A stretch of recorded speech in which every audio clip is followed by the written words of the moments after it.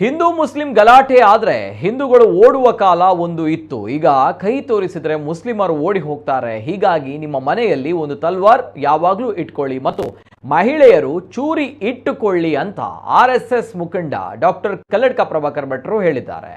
ಮಂಜೇಶ್ವರದ ವರ್ಕಾಡಿಯಲ್ಲಿ ನಡೆದಂತಹ ಹಿಂದೂ ಸಂಘಟನೆ ಕಾರ್ಯಕ್ರಮದಲ್ಲಿ ಈ ಹೇಳಿಕೆಯನ್ನು ನೀಡಿದ್ದಾರೆ.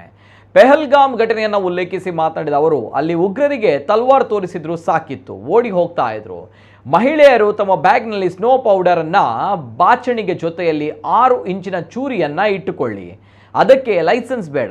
ಸಂಜೆ 6-7 ಗಂಟೆ ಬಳಿಕ ನಿಮ್ಮ ಮೇಲೆ ಆಕ್ರಮಣ ಮಾಡ್ತಾರೆ. ಆವಾಗ ಕೈ ಮುಗಿದು ಬೇಡಿಕೊಳ್ಳದೆ ಚೂರಿ ತೆಗೆದು ತೋರಿಸಿ ಎಂದ ಪ್ರಭಾಕರ್ ಭಟ್ ಕರೆ ನೀಡಿದ್ದಾರೆ.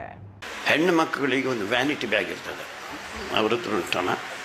ವ್ಯಾನಿಟಿ ಬ್ಯಾಗಿನಲ್ಲಿ ಎಂಥದ್ದು ಅಂತ ಕೇಳಿದರೆ ಸ್ನೋ ಪೌಡರ್, ಒಂದು ಬಾಚಣಿಗೆ ಇರಲಿ, ನನಗೆ ಬೇಜಾರೇ ಇಲ್ಲ. ಅದರ ಒಟ್ಟಿಗೆ ಒಂದು ಚೂರಿ ಇಟ್ಟುಕೊಳ್ಳಿ ಅಂತ. ಒಂದು 6 ಇಂಚಿನ ಚೂರಿ ಇಟ್ಟುಕೊಳ್ಳೋದಕ್ಕೆ ಲೈಸೆನ್ಸ್ ಬೇಡ, ಖಂಡಿತ ಇಟ್ಕೊಳ್ಳಿ.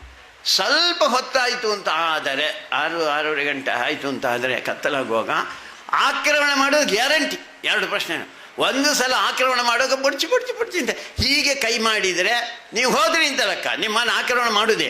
ಅದರ ಬದಲು ಇದನ್ನು ಹಿಡಿದು ಬಲಂಬೆ ಅಂತ ಒಂದು ಚೂರಿ ತೋರಿಸಿ ಸಾಕು. ಅವ ಪುಕ್ಕ ಎದುರ್ನವ. ನೀವು ಹೇಡಿಗಳಾದ್ದರಿಂದ ನಿಮ್ಮನ್ನು ಓಡಿಸುವುದು. ಹಿಂದೂ ಸಮಾಜ ಇವತ್ತಿನವರೆಗೆ ಹಾಗೆ ಇತ್ತು. ಹಿಂದೂ ಮುಸ್ಲಿಂ ಗಲಾಟೆ ಅಂತ ಹೇಳೋದು ಇವರು. ಹಿಂದೂ ಮುಸ್ಲಿಂ ಗಲಾಟೆ ಅಂದರೆ ಏನು? ಹಿಂದೂಗಳು ಮುಸಲ್ಮಾನರು ಹೊಡೆಯುವುದು, ಹಿಂದೂ ಓಡುದು, ಅಷ್ಟೇ ಇದ್ದದ್ದು. ಈಗ ಒಂದಷ್ಟು ಕಡೆಗಳಲ್ಲಿ ಹಿಂದೂ ಈಗ ತಿರುಗಿದ್ದಾನೆ. ಹತ್ತು ಮರೆ ನನ್ನ ಗಿಡಪ್ಪನ ದಾಯಿಗಿಂತ ಅಷ್ಟೇ ಕೇಳಿದ್ದು, ಇನ್ನು ಹೊಡಿಲಿಕ್ಕೆ ಶುರು ಮಾಡಲಿಲ್ಲ. ಹಿಂದೂ ಸಮಾಜ ಹೊಡಿಲಿಕ್ಕೆ ಶುರು ಮಾಡಲಿಲ್ಲ. ಅದಾದರೆ ಏನಾಗ್ತದೆ ಅಂತ ಮತ್ತೆ ಬೇರೆ ಕಥೆ. ಮನೆಯಲ್ಲಿ ತಲ್ವಾರ್ ಉಂಟಾ? ಒಂದೊಂದು ತಲ್ವಾರ್ ಇಟ್ಕೊಳ್ಳಿ.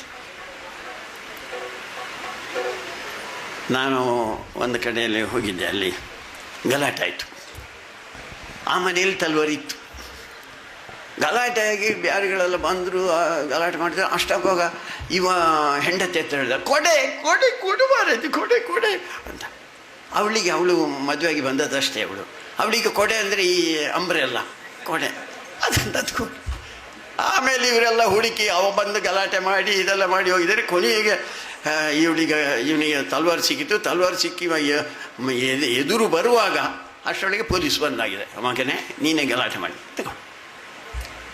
ನೋಡಿ, ನಮ್ಮ ಹತ್ರ ಬೇಕು ಅಂತ ಇವತ್ತಿನ ಕಾಲದ ಕರೆ ಅದು.